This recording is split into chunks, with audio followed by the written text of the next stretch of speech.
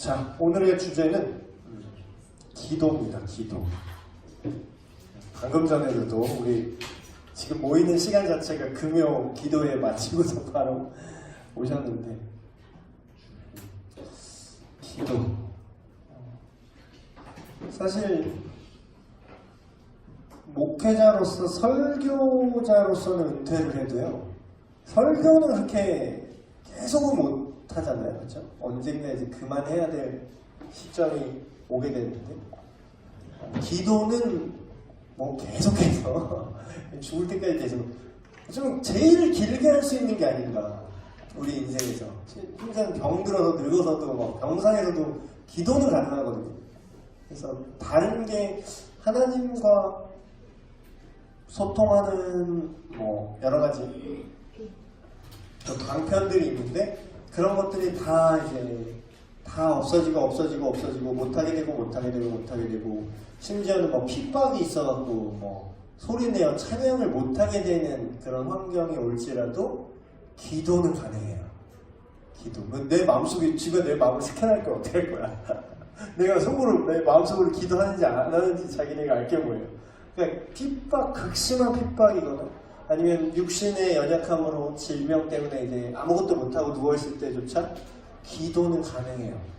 그만큼 기도가 정말로 중요하기에 그 어떤 상황에서도 계속해서 할 수 있는 것이 아닌가 그런 생각이 드는데, 기도라는 것은 그냥 여기 앞에 제가 정의를 내려놨죠. 하나님과 더불어 하는 인격적인 교통.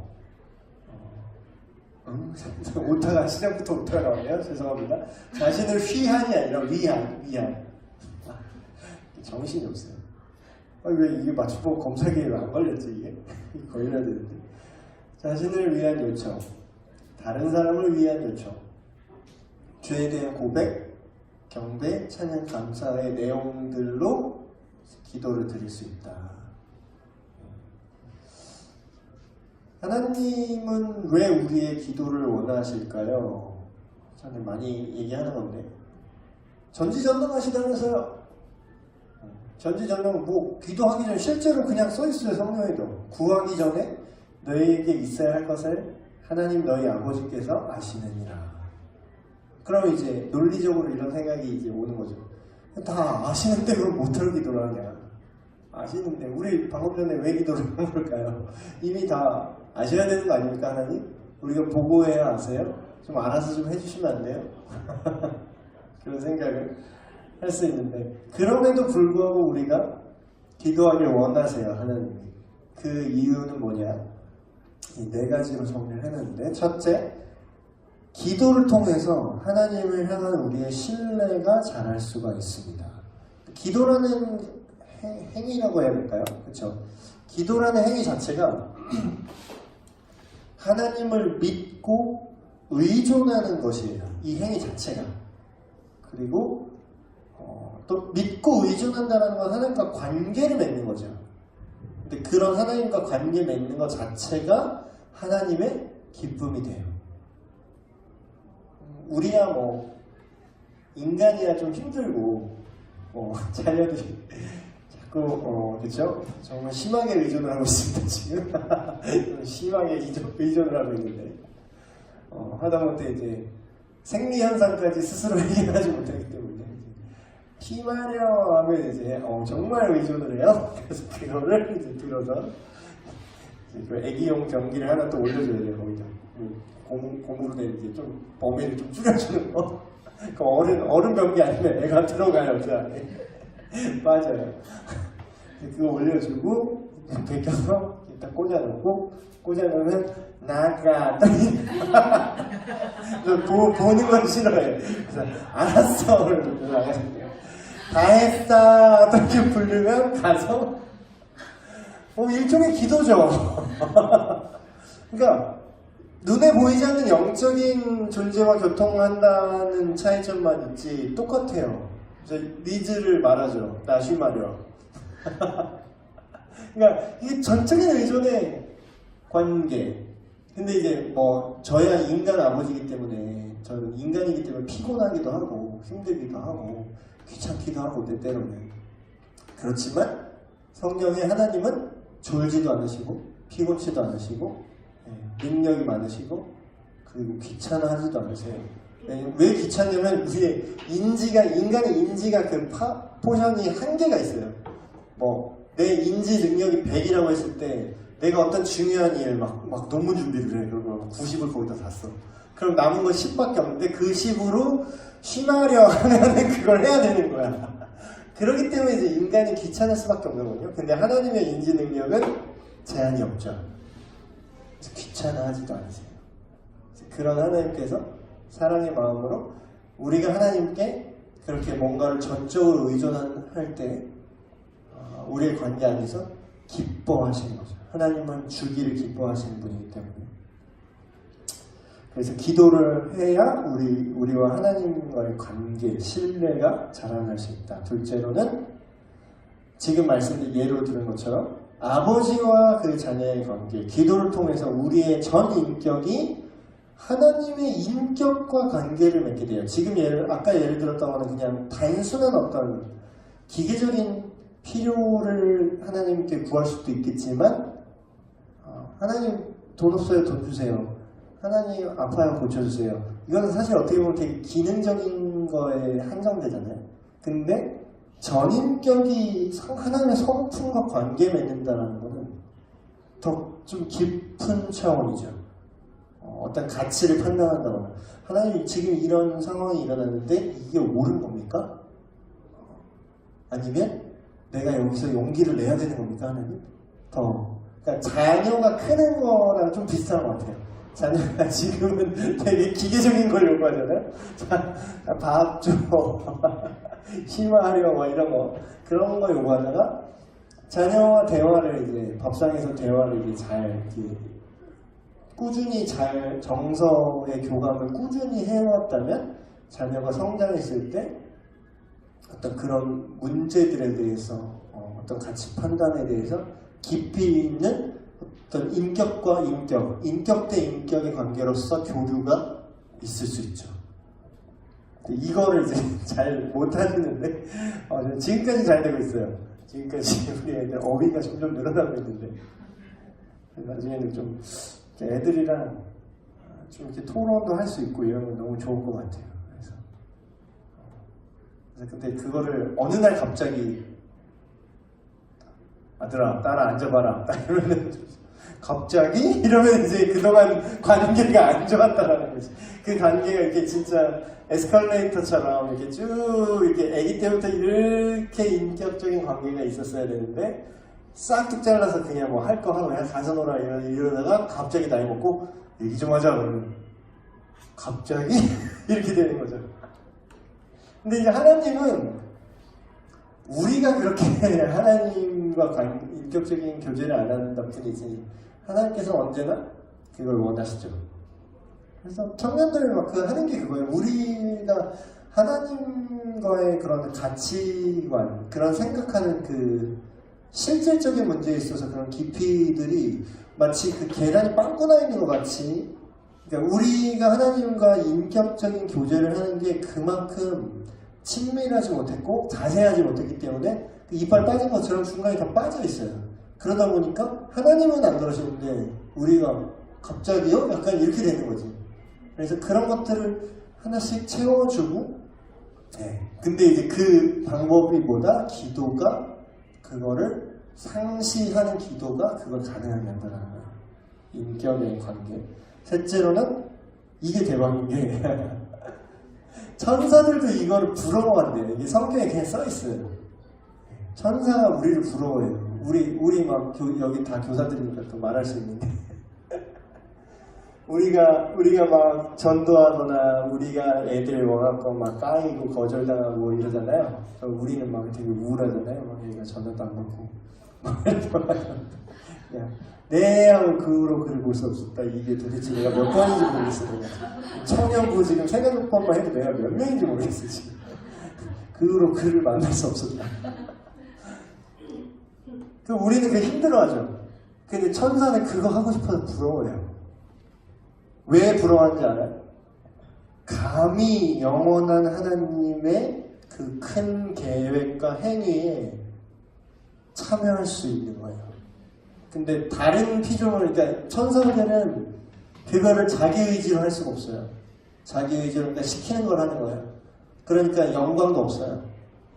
근데 인간이 그게 가능해. 인간은 하나님이 자유의지, 지난 시간에 선물이 얘기했죠. 자유의지를 인간에게 정말 크게 허락하여 주셨기 때문에, 심지어 하나님의 형상을 넣어주셨기 때문에 작은 하나님, 어떤 하나님의, 그쵸, 마치 내 자식이 조그맣지만 나의 어떤 성정을 갖고 있는 것처럼, 실제로 성경에서 너희가 이제 그런 좀 오해의 소지가 있는 표현이긴 한데, 너희는 신이다 이런 표현이 있어요. 그 하나님을 믿는 자들은 신과 같다 그런 표현이 있어요. 구약에 보면. 근데 이제 그게 이단 사이비가 내가 신이다 이게 아니라 하나님의 그 신적인 속성이 어느 정도 하나님께서 주셨다는 거예요. 그렇기 때문에 그 하나님의 일에 감히 동력할 수 있는 그런 존재로 지어졌다는 거죠. 근데 어쩔 때 우리가 기도할 때 이 영원한 하나님의 계획에 참여할 수 있게 돼요. 단적인 예를 하나 들을까요? 아까 제가 두 번째 기도 제목을 한 게 PSP 성교훈련 잘 모집되게 해주세요 라고 기도했어요. 영원한 하나님의 계획은 영혼 구원의 계획이죠. 많은 사람을 옳은 대로 돌아오게 한 자는 하늘의 별과 같이 빛날 것이다. 다니엘서 말씀처럼 그게 영원한 하나님의 계획 중에 하나잖아요. 많은 사람들이 하나님을 알고 복음을 듣고 그 하나님의 영광에 함께 참여하게 하는 거. 그래서 그거를 하고 싶어도 못한다니까요. 근데 우리는 막 진짜 좋은 줄도 모르고 되게 하기 싫어하지. 왜냐면 힘드니까. 근데 천사들은 막 되게, 그러니까 다음 주가 천사 막 사탄 영적 존재들 그 시간인데요. 옆에서 저걸 어떻게 막 이렇게 보고 있을까 아무래도 진짜 좋은 줄도 모르고 저거 나 그냥 나 시켜주면 안 된다? 마치 이제 축구 국가대표 경기를 보면서 이러는 저때 저랬어야지 막 이러면서 보고 있을 거예요. 모르긴 몰라도. 그래서 그 영원한 기도를 통해서 우리가 하나님의 계획에 참여할 수 있게 된다. 넷째는 기도를 통해 하나님께 영광을 돌릴 수 있다. 이 영광이라는 건 되게 넓은 개념인데 하나님이 하나님 되심을 외부적으로 이제 선포되는 거고 하나님이 되심을 우리가 의존하고 지금 이렇게 인격의 교류를 맺고 하나님의 행위에 참여하는 것으로 인해서 하나님이 이렇게 영광스러운 존재시구나 이게 다시 한번 드러날 수 있는 거죠. 그래서 이런 네 가지 이유 때문에 하나님께서 우리가 이미 다 우리의 필요를 다 아시고 우리가 어떻게 해야 될지 아심에도 불구하고 우리의 기도를 원하신다. 기도의 유효성. 첫 번째, 기도가 왜 유효하냐면요, 하나님의 행동 방식을 바꿔요. 이게 어떻게 보면 되게 약간 좀 주제넘는 걸로 오해받을 수 있는데, 이거는 우리가 하나님을 조종할 수가 있습니다 이건 아니에요. 근데 그렇게 오해하면 안 되는데, 실제로 성경에는 우리가 기도하면서 어떤 방향으로 하나님께 기도하느냐에 따라서 하나님의 결정을 바꾸시겠다고 스스로 결정한 내용들이 많아요. 이거는 우리가 하나님을 조종할 수 있는 게 아니라 하나님이 그렇게 하겠다고 약속을 하셨기 때문에 가능한 거예요.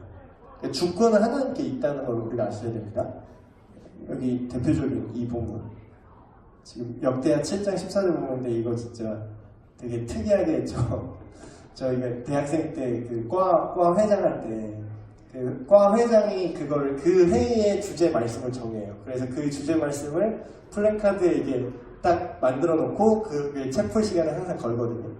근데 이제 보통 이제 그 당시 트렌드가 뭐였냐면 사랑 막 이렇게 다 이게 젊은 청년들이 좋아할 만한 그런 좀 약간 멜로우한 말랑말랑한 그런 이제 주제들이 이제 많았었는데, 제가 기도하다가 어느 날 이게 딱 꽂혀가지고 요걸 제가 딱 정했어요. 내 이름으로 일컫는 내 백성이 빡세잖아요. 그들의 악한 길에서 떠나 스스로 낮추고 기도하여 내 얼굴을 찾으면 내가 하늘에서 듣고 그들의 죄를 사하고 그들의 땅을 고칠지라. 그래서 주제 말씀 정하고 주제 키워드를 딱 정하는데 제가 그 해에 정했던 주제가 회개와 회복이었어요. 그래서 채플 때 회개와 회복하고 이제 이 말씀 구절을 적혀 있고 이제 매주 채플을 드리고 그랬는데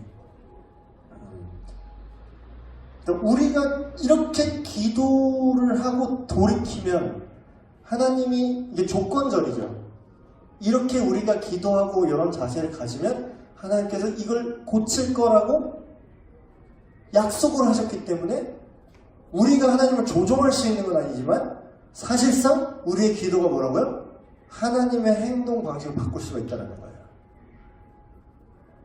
신약에도 나오죠. 만일 우리가 우리 죄를 자백하면 그는 미쁘시고 의로서 우리 죄를 사하시며 우리를 모든 불의에서 깨끗하게 하실 것이요.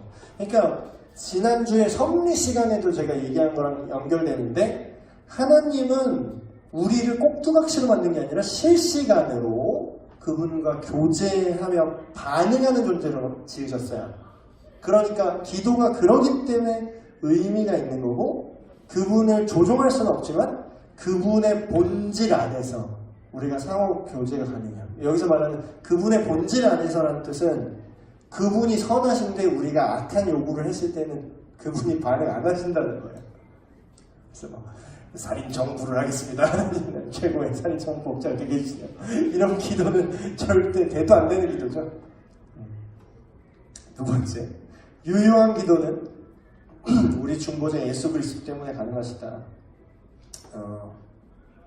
누누이 제가 말씀드렸는데 죄인은 하나님께 대해 사실 감히 요구할 권리가 없어요. 제가 뭐 예를 들면 이런 거죠. 안 믿는 사람이 내가 신한테 한번 기도를 했는데 뭐 아무것도 안 이루어지더라. 그러니까 없는 거야.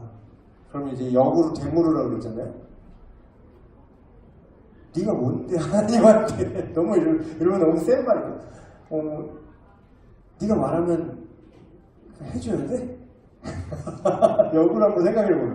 아니 비유를 들면 그러니까 실제로 이렇게 말하면 이제 싸우지만 그러니까 좀 부드럽게 예를 드는 거죠. 예를 들면 그냥 하나님 네 논리가 이거냐나. 사실상 네가 그렇게 했던 논리가 하나님이 전지전능하니까 네가 기도하면 들어줘야 된다는 게 네 논리잖아. 근데 실제로 비슷한 예로 삼성 이재용 회장이 돈이 많잖아.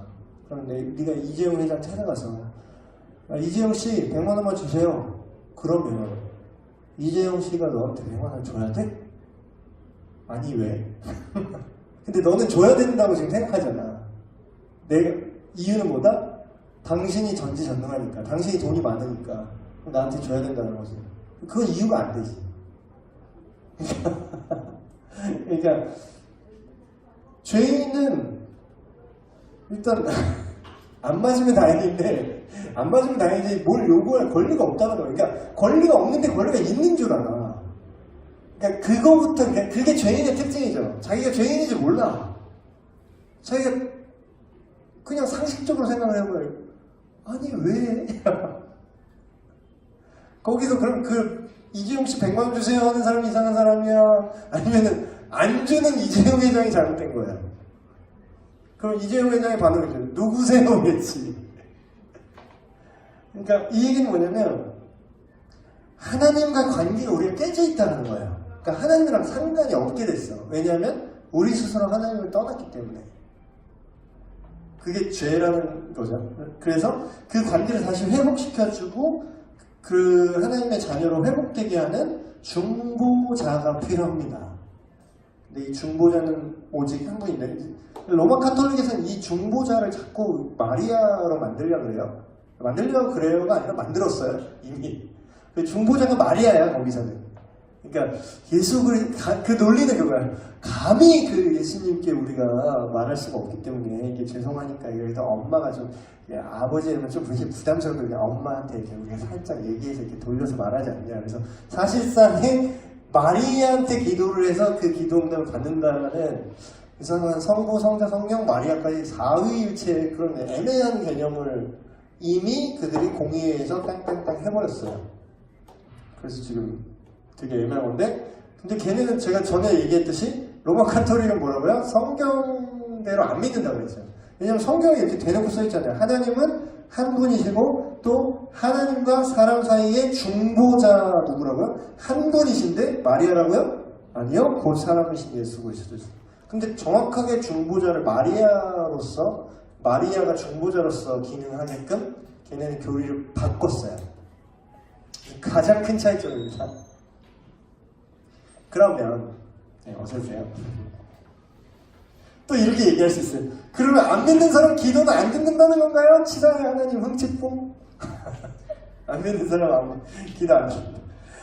비신자의 기도는 그러면 전혀 듣지 않으시는가? 근데 이제 우리가 들으신다는 의미를 어떻게 이해하느냐에 좀 달라질 수 있는데, 첫 번째 비신자 안 믿는 사람, 그러니까 하나님을 모르는 사람은 거의 악한 의도로 기도할 때가 많죠. 자, 아까 얘기했던 뭐 맡겨놨어? 뭐 복 맡겨놨어 하나님한테? 뭔데 달라 그래. 그러면 하나님과 인격적인 관계 및 회개가 전혀 없는데 그냥 요구만 하는 거. 근데 이런 거는 하나님께서 듣기는 하시겠죠. 뭐라고 하는지는 아시겠지. 그렇지만 들어주진 않는다. 그러나 예외 상황이 있어요. 두 번째, 어떤 사람이 하나님을 모르지만 진실한 마음으로 하나님 정말 계시다면 악한 의도가 아니라 정말 하나님을 알고자 하나님을 찾고 부르짖는다면 그걸 응답하세요. 하나님께서 그 기도에 응답하세요. 성경에 나타난 예로는 고넬료의 가정에게, 고넬료가 이제 거룩한 사람이라고 그랬죠. 근데 이제 그 God fear로 하나님을 경외하는 자 이렇게 나왔는데, 예수님을 믿지는 않는 사람이었어요. 그냥 유대인들이 믿는 하나님을 그냥 아는 정도? 그래서 이제 깨끗하게 살려고 하고 그 유대의 하나님 신앙이 어느 정도 있었는데 정확하게 하나님을 알지는 못했어요. 고넬료가. 근데 고넬료가 근데 기도를 했다고 나와요, 성경에. 기도하는 중에 베드로라는 자가 너희 가서 구원의 길을 알려줄 것이다 라는 하나님의 응답을 받아요. 베드로를 청하라 그래요. 그래서 그 기도를 하다가 응답을 받고 베드로 집에 고넬료가 사람을 보냅니다. 근데 베드로도 그 시간에 뭐 이방인이야 뭐 이러면서 뭐 그런 거는 내가 교제 안 해 이랬는데 그 꿈을 꾸죠. 환상을 보나. 그래서 하나님으로부터 이제 부정한 짐승 이렇게 3번 내려서 하나님 이거 먹어라. 안 돼요. 얘는 이방인 못 먹어요. 이런 거는 그냥 더러운 음식 이거 율법에 어긋나요. 그러니까 이방인을 만나는 게 율법에 어긋난다는 거죠. 그거를 상징적으로 하나님께서 상징 언어로 보여주신 거죠. 이 율법에서 부정하다고 하는데 내가 먹으라고, 하나님이 내가 먹으라고 얘기했으면 먹는 거야. 근데 그 이방인과 유대인의 그 프레임을 하나님 깨버리기를 원하셨는데 실제로 그 기도의 응답으로 그거를 베드로가 깨닫고 고넬료를 찾아가죠. 그래서 진짜로 그 사람이 와서 복음을 전해서 구원받죠. 고넬료의 집안이. 그래서 실제로 오늘날도 마찬가지입니다. 정말로 우리가 어떤 사람들 예수님 모르는 사람 그럼 어떻게 다 지옥 가겠네요 또 얘기하는데, 그런 논리 있잖아요. 그럼 예수님 모르는 사람은 복음 못 들은 사람은 다 지옥 갔을까? 네. 제가 함부로 복음을 못 들어도 천국 갈 수 있습니다 이렇게 단언할 수 없어요. 당연히 복음을 못 들으면은 지옥에 가겠죠. 너무 속편하게 말했나? 너무 간단하게 말했는데 그게 우리가 생각하는 것만큼 그렇게 간단하지가 않아요, 여러분. 생각을 해보세요. 그러면 그 사람이 예수에 대해서 그 기회가 없었다고 어떻게 단언할 수 있죠? 예를 들어서 예수 그리스도를 안 믿고 죽어서 이 사람은 그럼 지옥 갔네 어쩌네 우리가 추측하잖아요. 결국은 추측을 하는데 그 사람이 예수님을 만날 수 있는 기회가 정말로 없었을까? 정말로 그 기회를 안 줬을까 하나님이? 그걸 무슨 수로 단언해요? 여러분이 우리가 근데 그런 기독교 변증을 하다 보면 그럼 예수 안 믿는 세종대왕 이렇게 다 나와. 근데 고넬료의 케이스를 보면 그러니까 실제로 로마서에 보면요, 율법이 없는 자에게는 그 안에 있는 양심이 율법을 아는 자와 같이 한다. 그게 고넬료예거든요, 구체화된 게. 근데 양심이 있고 선하게 살려고 노력하고, 그래서 그 신적인 존재에 대해서 누군지는 몰라. 근데 그 기도를 드렸어, 이 맥락에서. 하나님이 누군지를 정확히 몰라. 근데 정말로 전심으로 그 진리를 알기 원해서 기도를 했다면 하나님 응답하신다는 거야. 복음의 기회를 주신다는 거야. 구원의 기회를 주신다는 거죠. 그 사람들한테 구원의 기회가 정말 없었는지 어떻게 확신할 수 있냐고, 우리가. 그건 또 모르는 얘기죠. 그래서 또 이렇게 얘기하면 또 다음에 예수 그리스도 이전에 그러면 기도 응답을 어떻게 받았냐. 이거는 우리가 알다시피 그 희생 제사의 그 어린 양, 이렇게 많이 얘기하죠. 세상 죄를 지고 가는 어린 양. 옛날에 어린 양을 잡아서 실제로 대속의 죽음을 매 예배 시간마다 행했어요.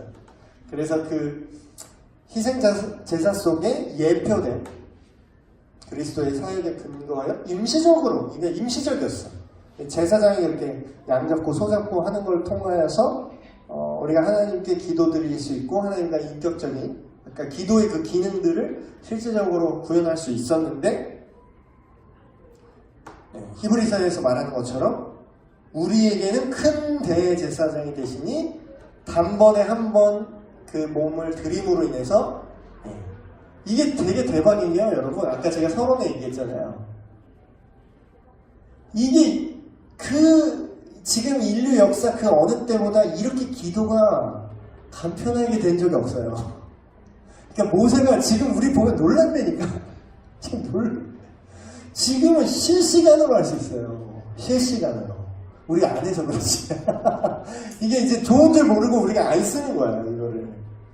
지금은 실시간으로 그분과, 그러니까 옛날식으로 하면요, 구약시간으로 하면 어떻게 해야 되냐면, 갑에 어떻게 하나님한테 말을 섞고, 그럼 뭐예요?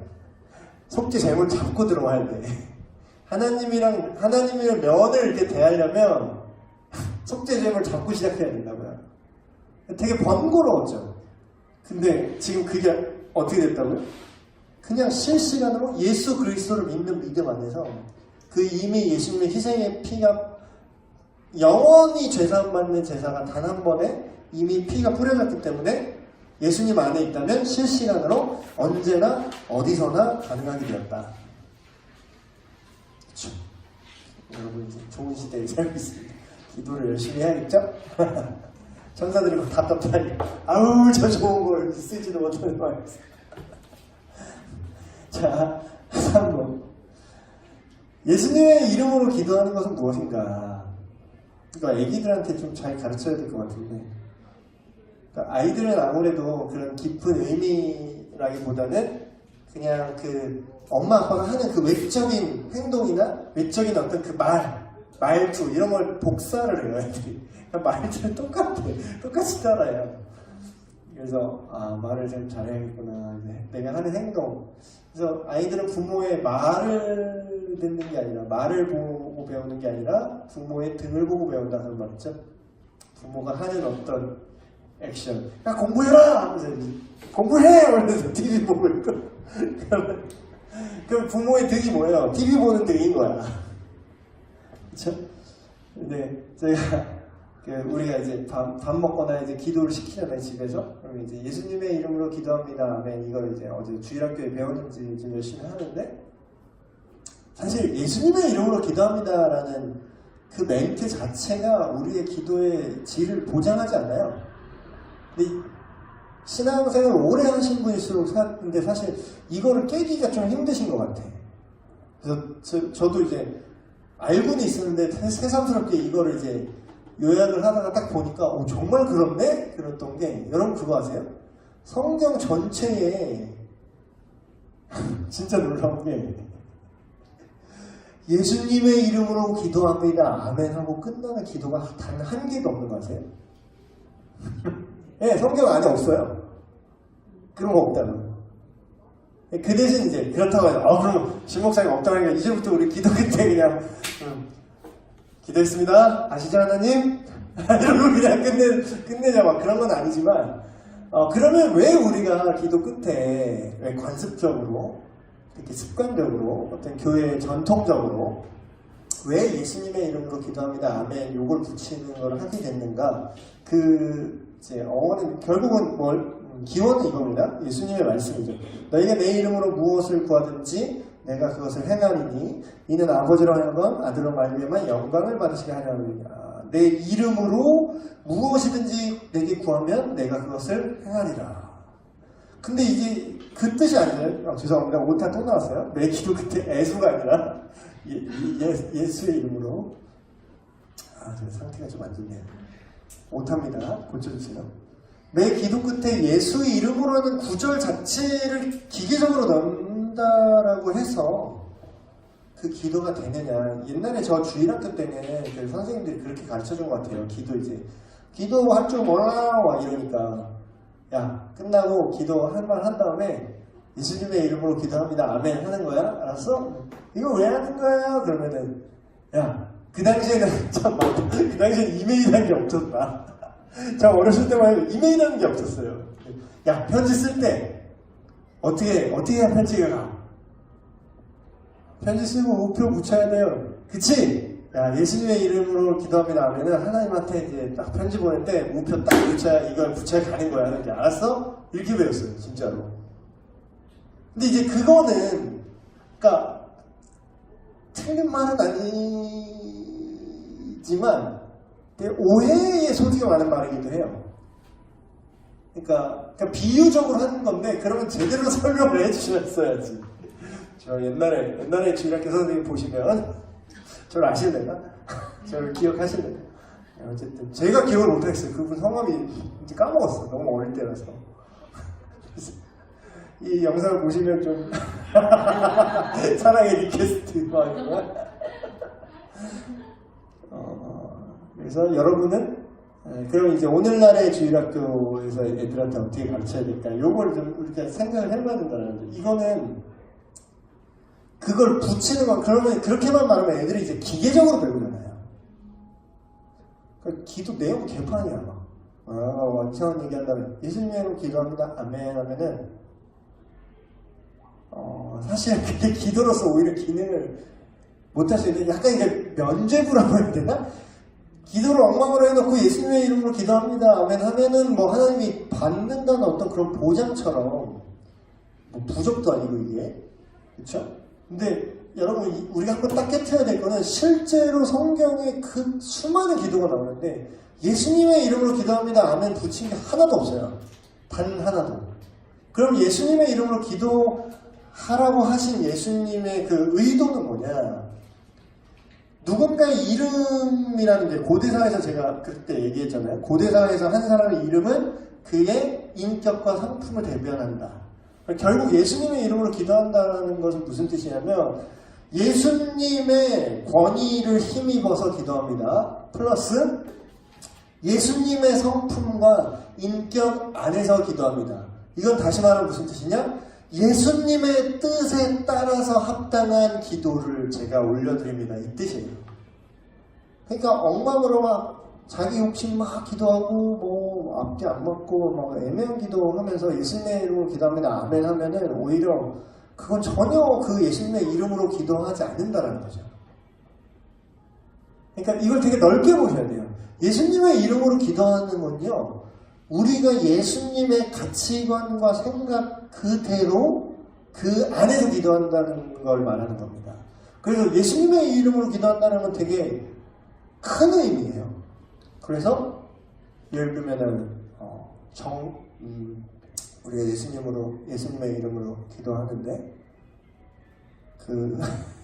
또 자꾸 예를 들어서 죄송한데 예를 들어서 이제 난 지금도 아직도 이게 실화냐? 하면서 지금 이거 실화냐? 이런 느낌으로 아직도 나는 이게 진짜 믿겨지지 않는데 기독교 특정 교단 교파 중에 동성애도 하나님께서 인정하신다는 식으로 얘기를 하는 그 사람들이 자꾸 이게 생겨나요. 근데 나는 그래 놓고서 가증스럽게 예수님의 이름으로 기도합니다 아멘 해요. 그게 뭐라고 그랬어요? 제가? 예수님의 성품과 인격 안에서 기도한다고 그랬죠. 근데 그 내용이 예수님의 성품과 인격에 맞아요? 그들은 그렇게 착각을 하죠. 예수님의 성품과 인격은 죄인의 친구이기 때문에 다 받아주신다. 그러니까 동성애자 성향을 그대로 갖고 있으면서 목사 안에서 받아도 된다. 이거 말이야 바보야. 우리가 죄인인 건 맞아요. 근데 죄를 벗어버리길 원하시지 죄를 그대로 유지하면서 성직에 오르라고 그랬어요? 그게 자랑이에요? 죄를 그대로 행하는 게 자랑인가? 부끄러운 줄 알아야지. 그러니까 그들을 불쌍히 여기는 건 맞아. 내가 동성애자 교회에서 쫓아냅시다 이런 말 하는 게 아니에요. 그들을 받아들이고 새가족반에서 진짜 예수님이 뭔지, 당신이 이렇게 그런 걸 즐겼지만 그것이 당신을 얼마나 파괴하고 있는지, 예수님은 당신을 사랑하시기 때문에 당신의 그런 것으로부터 치유받기를 원하시고 우리가 그걸 도와주겠다. 이게 진짜 사랑이지. 이게 진짜 예수님의 이름이지. 근데 가증스럽게 그렇게 무지개 스톨 두르고 가증스럽게 나와갖고 예수님의 이름으로 어딜 예수님의 이름을 지금 들먹여? 승질 날라요. 그래서 기도의 공식처럼 어떤 붙여진 형식 속에서 우리가 본질을 잃어버릴 수가 있어요. 그래서 형식 없이 진실한 마음으로 기도하는 게 되게 중요한 것 같습니다. 그래서 물론 이제 여러분이 공예배 시간에 대표 기도를 할 때는 아빠 이러면서 기도하면 안 되겠죠. 그런 분도 있어요. 공예배. 근데 이제 그때는 이제 최소한의 다른 사람들이 들으셔야 되니까 최소한의 어떤 공식적인 워딩을 하는 거는 그것까지는 괜찮은데 매 하나님과 기도할 때 다 공식적으로 우리가 얘기합니까? 부모 자식 간에 강성래 집사님 딸이 왔습니다. 이러면서 얘기 안 하잖아요. 그래서 하나님과 기도할 때도 우리가 예수님의 이름으로 기도한다는 그 큰 정체성 안에서 이걸 이해를 해야지 어떤 형태를 지켜야 된다? 그 워딩을 해야 된다? 근데 이제 우리는 이게 너무나 이제 습관화되기 때문에 끝에 예수님의 이름으로 기도합니다. 아멘 안 하면 기도를 안 한 것 같아. 근데 이제 그런 거는 우리가 점점 더 높은 수준에, 그러니까 우리가 자전거 탈 줄 알면은 이제 세벌 자전거 안 타잖아요. 그래서 그 수준을 이제 점점 높여서 그렇다고 해서 나 수준 낮게 아직도 예수님의 이름으로 기도합니다만 안 돼? 또 이러면 이제 눈찔러야지. 너무 그러지 마요. 제발. 좀 성숙하게 합시다, 우리. 연약한 자를 멸시하지 말고요. 그럼 알려주면 되죠, 너의 승질이야. 자기도 몰랐으면서. 그쵸? 그렇다고 예수님의 이름으로 기도합니다. 안 붙이기 운동 이런 걸 굳이 할 필요도 없어요. 그냥 예수님의 이름으로 기도합니다. 아멘 그냥 계속대로 하시고 정말 기도의 내용을 그렇게 만드시라는 거죠. 네 번째. 이건 전에 3일째 때 잠깐 얘기했죠? 예수님께 기도를 해야 되냐? 성령님께 기도를 해야 되냐? 성경 전체에서 가장 쉽게 나타나는 기도, 그러니까 3위 하나님 중에서 기도를 받으시는 그 대상으로 가장 많이 나오시는 이제 위격이 성부 하나님이죠. 하나님 성부, 하나님 아버지에 대한 기도는 전에도 제가 말씀드렸듯이 예수님도 직접적으로 너희 하늘에 계신 우리 아버지여 이렇게 기도해라. 성부께 기도하라고 가르쳐 주셨어요. 그래서 성부께 기도한다는 건 이견이 없어요. 근데 성자 예수님께 직접적으로 기도를 드리는 장면들이 꽤 나옵니다. 신약시대에. 주 예수여 내 영을 받으시옵소서. 스테반 목사님의 기도라든지 초대교회 때 사람들이 주 예수여 어서 오시옵소서. 그리고 주님께 택한 마띠아 뽑을 때 누가 주님께 택한 바 되겠습니까? 예수님을 대상으로 기도를 했죠. 그래서 예수님이 기도의 대상이 되는 건 전혀 이상하지 않고 가능하다. 근데 이제 신기한 거는 또 성령 하나님에 대해서 직접적으로 기도의 대상이 되어서 기도하는 장면은 나오지가 않아요.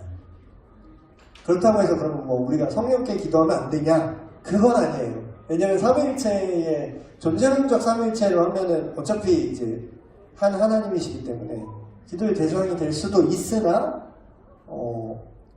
좀 주의해야 될 거는 뭐 조금 그 신비주의 쪽으로 간 이제 사람들은 그 사람들이 이제 그들의 교리적 이해 자체가 좀 지금은 성령 시대다 이런 이해가 있어요. 그래서 지금은 우리가 성령의 그런 어떤 이끄심에 민감해야 된다 하고 막 이게 막 성령님의 막 따로 뭔가 움직이는 것처럼 되게 착각들을 하시는데 제가 전에도 말씀드렸듯이 성령 하나님은 별도의 어젠다를 갖고 행동하지 않으신다고 했죠. 그리고 성령님이 하시는 가장 큰 사역이 뭐라고 그랬죠? 예수님을 믿게 하는 거예요. 예수님을 믿는 사람들에게는 예수님을 따르게 하는 거예요. 그럼 별도로 움직이지 않는데 그럼 성령님의 이름으로 막 성령님 어쩌고 성령님 이렇게 막 기도하는 사람들 이제 신비주의 쪽에서 제가 많이 봤는데 그런 분들이 기도의 내용을 보면은 뭔가 슈퍼내추럴한 거를 원할 때 성령님께 기도를 하더라고 그 사람들이 뭔가 초자연적인 거. 근데 이제 그거는 좀 잘못된 기도죠. 그래서 이제 결론적으로 한 문장으로 요약하면 예수 그리스도의 이름으로 예수 그리스도의 이름으로 기도하는 게 어떤 뜻인지 제가 설명해드렸죠. 예수 그리스도의 이름으로 성령 안에서 왜냐하면 예수님을 믿는 사람 안에 성령께서 오셔서 우리와 함께 거하시기 때문에 성령 안에서 누구에게 기도하라고요? 하나님 아버지께 기도하라. 예, 잠깐 쉬고 더 진행할게요.